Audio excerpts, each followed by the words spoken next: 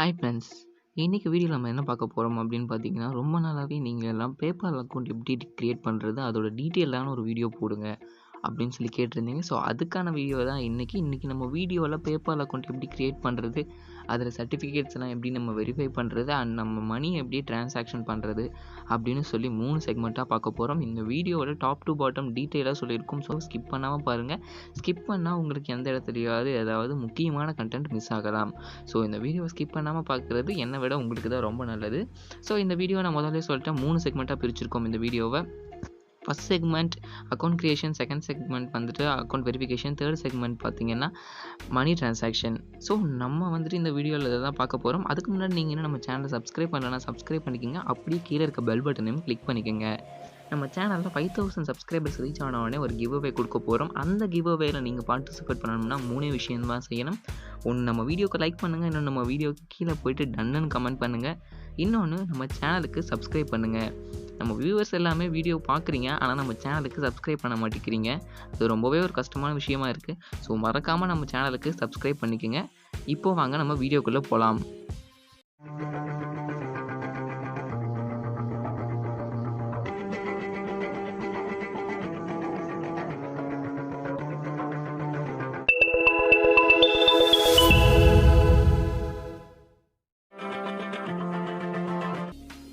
நான் முன்னே சொன்ன மாதிரி இதில் பார்க்க போகிறது 3 விஷயம் தான். இதுதான் account creation, account verification, money transaction.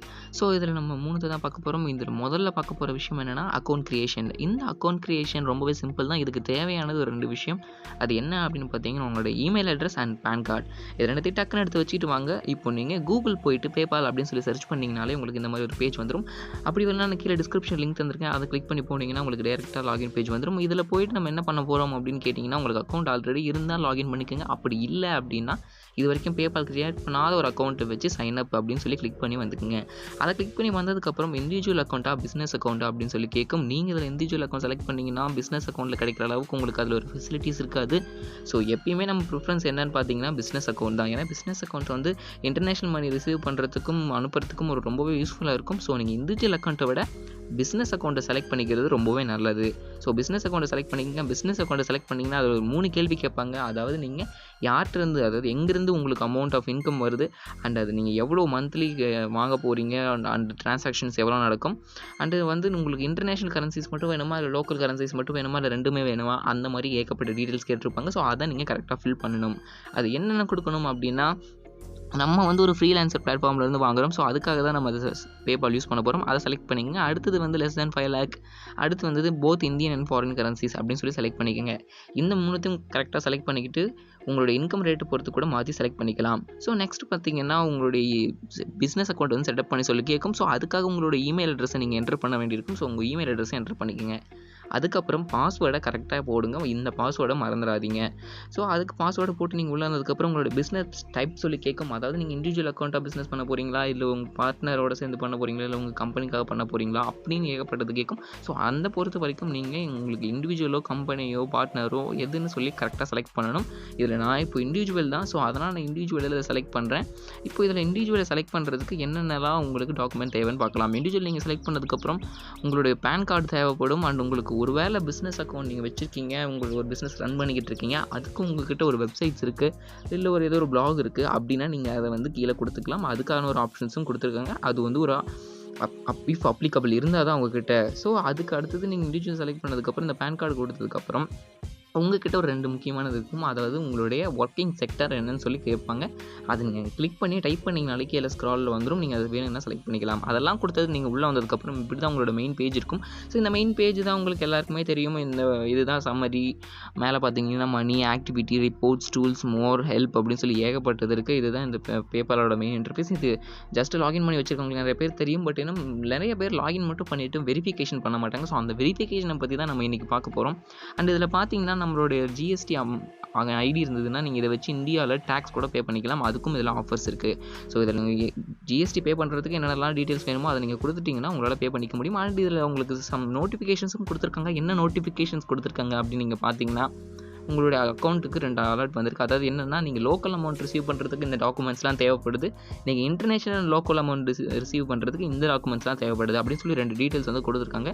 So அந்த 2த்தையும் நீங்கள் போய் உள்ளே போய் ஃபில் பண்ணி வெரிஃபை பண்ணதுக்கு அப்புறம் தான் உங்களுக்கு லோக்கல் அமௌண்ட்டும் இன்டர்நேஷனல் அமௌண்ட்டும் நீங்கள் ரிசீவ் பண்ணி உங்கள் அக்கௌண்ட்டை ட்ரான்சாக்ஷன் பண்ண முடியும்.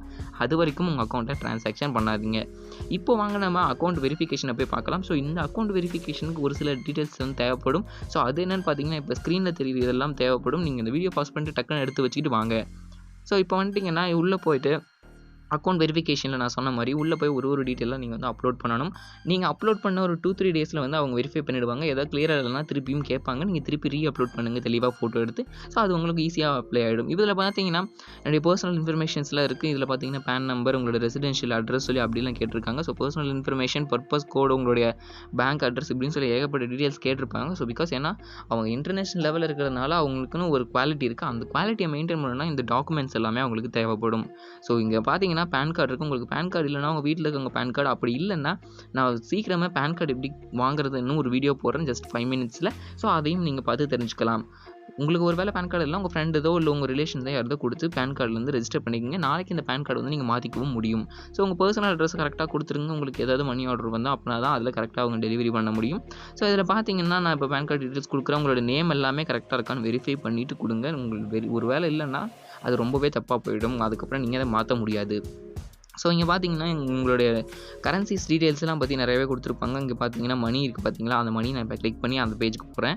ஸோ இந்த மணி பேஜை கிளிக் பண்ணி என்ன இருக்கும் அப்படின்னு நீங்கள் பார்த்தீங்கன்னா உங்களுக்கு நான் டீட்டெயிலாக சொல்கிறேன். இதை நீங்கள் ஸ்கிப் பண்ணாமல் பாருங்கள். இப்போ இந்தியன் ரூபி US டாலர்ஸ் நான் அதை செட் பண்ணி வச்சுருக்கேன்.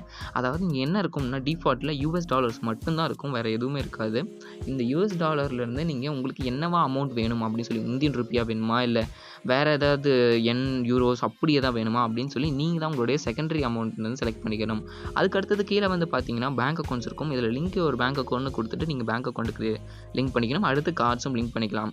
இதில் முக்கியமான ப்ராசஸ் என்னென்னா, நீங்கள் பேங்க் அக்கௌண்ட்டை லிங்க் பண்ணதுக்கப்புறம் உங்கள் அக்கௌண்ட்டுக்கு 2 டெபாசிட்ஸ் வந்து அவங்க பேபால்லேருந்து பண்ணுவாங்க. அந்த பேபால் டெபாசிட்ஸை நீங்கள் என்னென்ன அமௌண்ட் எத்தனை அமௌண்ட் டெபாசிட் பண்ணியிருக்காங்க அப்படிங்கிறத நீங்கள் கரெக்டாக உங்களுக்கு மறுபடியும் போய் அதில் அப்லோட் பண்ணணும். அப்படின்னா தான் உங்கள் பேங்க் அக்கௌண்ட் வெரிஃபை ஆகும்.